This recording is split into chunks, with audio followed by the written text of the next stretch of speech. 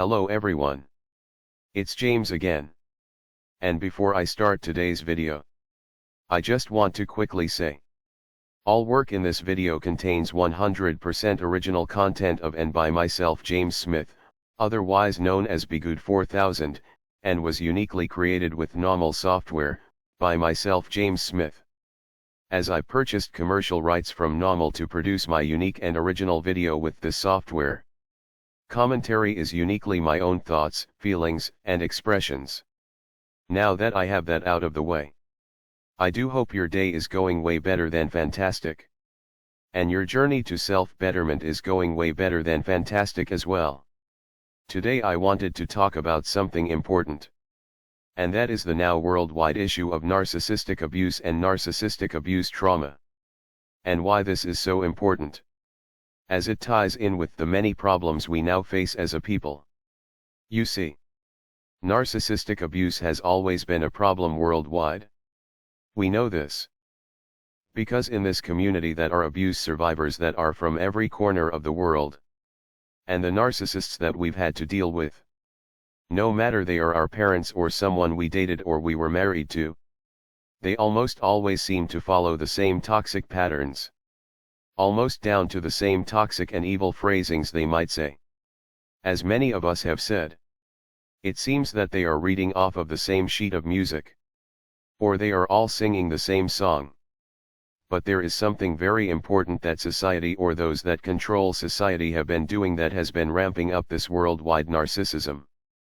And that is monetizing and putting a price tag on the pain of the destruction of others' lives.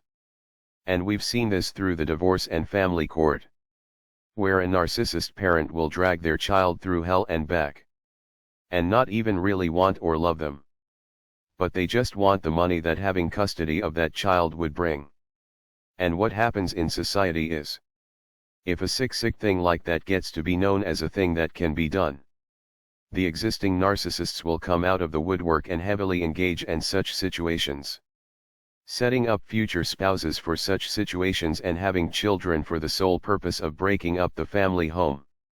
Just so they can use the court system to get whatever money they think they can get. But we've moved in a weird and more aggressive step forward as a society in this regard. You see, loneliness is at an all-time high. Yet no one wants to look at why this is the case. And the reason why this is the case, in my opinion, is worldwide. Some countries worse than others. But worldwide people have been reduced down to what they can do for another person. No more, no less. They are reduced down to digits. Now what's interesting is this is how those that run the world see you and how they see me. And how they see all of us. But there was still a human base of people where most of the people, I would say, didn't view people in that non-human way or context. Like those that run the show do. But it seems there has been a push over the years to transfer this way of thinking and seeing other people from them onto us. You see, I've said a great many times, and I will say it again. Narcissists, much like vampires, love to turn other people into them. Yes. They love to drain people of their life force until they are no more. But they also love to infect them with their evil so they have a partner in crime, so to speak. Well, narcissists are the same. And please know, narcissists are no different no matter if they are wealthy beyond measure or if they are poor as a church mouse. Both love to plot. Both love to scheme. And both love to turn people into something they are not. The only difference is, the rich or wealthy narcissist simply has more worldwide access to do so. So if they push something in society, you can bet this has an extremely destructive quality to such a thing. And one of those destructive qualities is to turn people into evil beings. Just like themselves. That no longer see people as individuals with value. You see, you can have narcissists spread around the world. That's one thing. But it being like a mass infection is another situation altogether. And how it's being done is very similar to a great many other problems like this. I talked about before. One of the main writers of Cosmo magazine back in the day came forward and has stated in many interviews. You can search and find them quite easily. That most of the stories that were written were fake or false in one way or another. And they were written in this fake or false way, with the hopes of getting women to divorce their men, even if the man had did nothing wrong, simply so they could sell them a lifestyle. As she mentioned, you can't sell pianos unless you sell the piano room first. You have to sell the room so you can then sell the piano to go into the piano room. Well, in these magazines, like most, they are filled with advertisements. Again, much like a great many magazines. And just like most magazines, they sell a lifestyle. Well, just like how it's been stated many times before in the past by a great many, it's a lot easier to sell 2 toasters, 2 beds, 2 living room sets, and 2 of almost everything to a family that is split up and divorced, instead of people that are together. You see, we've talked about boundaries. And I do agree that there are people out there in the world doing some downright illogical stuff. But like I said before, brainwashing is real. And a great many people that say that it would never happen to them. It might have already happened to them and they don't even know it. Magazines such as Cosmo, amongst other factors, were able to sell a narrative that divorce was somehow chic and cool. You see, you don't have to sell that kind of a narrative to someone that is being abused and that wants to escape. But what they did was sell it to those that were being treated well and that seemed to be in love. And what they did is what most narcissists do. They get you to doubt yourself. You see, I've mentioned a certain example before, where when you were young and in school, and maybe you didn't have a lot of money, but you had an aunt or uncle that did well for themselves. And come time for your birthday, they bought you this cool jacket you've been wanting forever. Then you wear it to school. And instead of people saying, "Hey, cool jacket, I love it," they might have made fun of you and your jacket, to the point where you never wore that jacket again. Now, was there anything wrong with the jacket? Likely not. And even in some cases, you might see another kid wearing a jacket almost like yours but in a different color. And they were treated just fine. The problem wasn't with your jacket. They just wanted you to second guess everything about you and your choice to have and wear that jacket. So much so, you might have even given it away. Well, the goal this writer for Cosmo talked about was to get women of that time to give up on their relationships, so they could shape and mold them to go into a certain direction so they would buy what they wanted them to buy. Essentially, they walked away from probably a good home and ruined their children's lives. But the lawyers' businesses were booming. They likely had to hire more judges and clerks and those to process the paperwork. The real estate agents loved it because it was another house on the market they could sell and make a commission on. And the stores likely noticed an uptick in appliance sales. All by selling an evil and diabolical narrative and getting individuals to accept it as their own. As if no one told them to do what they did. They just did it. But the truth is, it was induced upon them on purpose, with an evil goal that reduced these people's pains and hurt to digits, to money generated. That's all these people were seen as. And now for the last few years, with a lot of the content that is being pushed, that it's gone a huge step further. It's turned people into act in the way the narcissist might act. In scanning people for purpose and utility. To not ever have an honest and decent interaction with others. But to see what use someone has, and if after first scan, there is no use to be seen, they move right on as if that person doesn't even exist on planet Earth. You see, there was a time, even though narcissist was still worldwide, people might get to know someone simply because they were there and they just wanted simple company. But because this evil being pushed on society that this is how you have to live your life, and this is how you have to see people, it drives another agenda. Look, If those that run the show wanted people to get married and stay married, they could flip the script overnight. And trust and believe they already have that script written if that's the direction they want to go. But they don't. They don't want that for society. And it seems each step the narcissists that influence the masses, with each step they take, they push more and more of their characteristics and traits onto others. So they adopt these traits without even knowing it. And what that does is that causes trauma for the person that is taking on these traits. And it creates trauma for each and every person this person comes into contact. Because all they are going to do is use everyone they can. Simply put, those that run the show seem to not want anyone to have a legit real relationship without some type of chaos or problem, without some type of evil happening. Because now most of these sick evils that people deal with when interacting with other people is now almost commonplace. If someone says, "Oh wow, you know, this person just left with me all of the bills," so forth and so on, you wouldn't be completely shocked. Because people behaving this way is getting to be more and more common. But if you look really carefully, that is what is being pushed. Again, look at the loneliness problem. Look at the marriage problem. It's not that there aren't people that don't want to get married, or there aren't decent people out there. What's happening is, there are lots of people with a narcissistic outlook on relationships. They scan people over once, or maybe twice.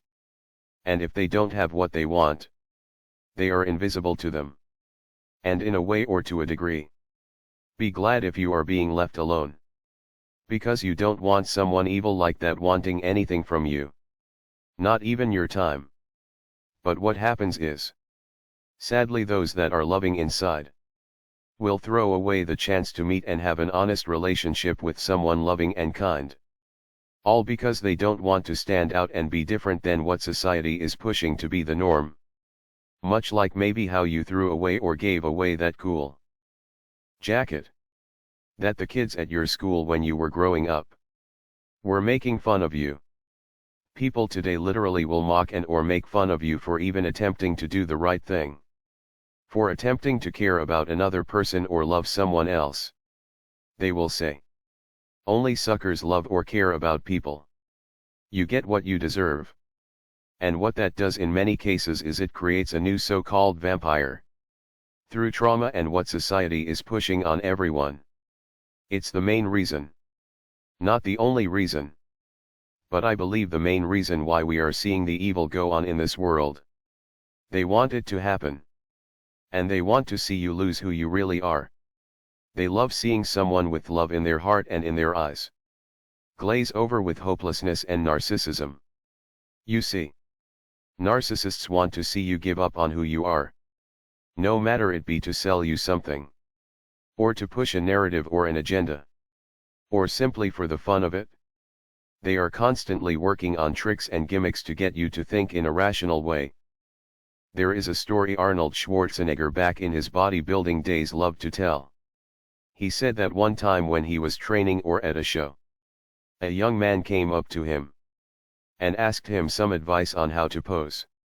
He obviously looked up to Arnold, because he was the man back then. And when Arnold was telling this story, he said this guy was completely delusional because the guy had no body to speak of, even though he appeared to be overly confident. Well, Arnold said he wanted to play a trick on him. He said, "I have a secret posing routine that came from my contacts in America. And if you do this, you will win. Because it's top of the line and no one has ever seen anything like this before over here. I think they were in Europe at the time." He said he made the guy put a whole bunch of oil on himself. And then practice screaming really high when his arms were high. And grunting really low when his hands were low. Arnold laughed about how he worked with this guy on this so-called routine for hours. And then when the show happened, the guy got through 2 or 3 poses. The judges thought the guy was totally nuts and yanked him off of the stage. But you could tell. To Arnold this was humorous. He could have told this guy, "I appreciate your enthusiasm. But I want to be honest with you. I think you need just a little bit more work. Here is a few things you can do to get yourself going. I wish you the best of luck." Or he could have said, "Thank you so much for your question. But I'm extremely busy and this is something that I just can't help you out with. But I wish you the best of luck." Nope. Arnold saw it as an opportunity to convince this guy of something that really wasn't. And it sounds like it was easy to do it to this guy because it sounds like he had mental problems. But even for those that were normal and well-spoken, Arnold would often say, "If you put us together in a room, I will convince them that they will lose. Even if they come in great shape, I will simply talk them out of it. And I will mix them up so bad, they will lose automatically." Now some say this is fair play. It's all part of the game. But when you see the joy Arnold took in doing this, it seems like he did this even when he didn't so-called have to for the sake of competition. Now I don't know if he's felt bad about it in his later years. But I just use this as an example on how narcissists will talk you out of all that is good for you, simply because they might be in direct competition with you. Or maybe they are trying to drive home a narrative or an agenda. Or quite simply, they just think it's funny to see you all screwed up at the hands of yourself, simply because you followed a lifestyle that was given to you as good and normal, and top of the line, so to speak. And that's why you are seeing so many people going the way of the narcissist. Because it's being pushed as the best thing. Just like Arnold had this guy screaming on stage, thinking he was doing this awesome routine given to him by the best of the best. Of the best bodybuilders. Well, people all following the evil that they are shown online or elsewhere. Because they think they are being shown the best way to be as well. Think for a moment. Before the competition happened, this young guy was probably so excited. Mr. Olympia himself personally helped me with my training routine. And believes I will win. This guy probably told his friends and family and was so happy. And though delusional and likely not all there in his right mind, he went up there thinking the best was going to happen. And instead the worst happened.